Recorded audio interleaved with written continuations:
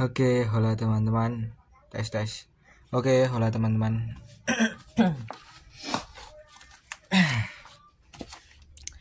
Di video kali ini kita akan unboxing paket apa ini? Kelihatan nggak tulisannya? Oh ini.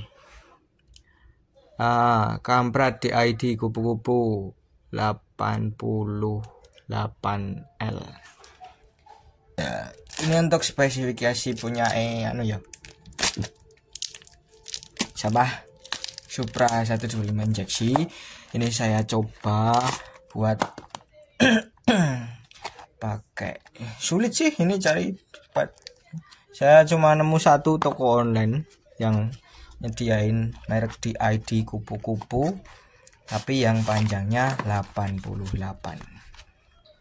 Oke. Ini adalah oke, mantap. Benar. Untuk tampilannya sebenarnya sebentar. Oke, seperti ini. Ini ada olinya ya, teman-teman. DID SCR apa SGR? SCR. Terus ada angkanya enggak ya? Enggak sih, cuma DID sama SCR.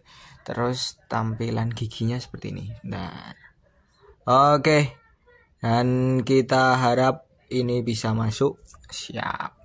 Oke, seperti itu saja. Kita lanjutkan di konten selanjutnya.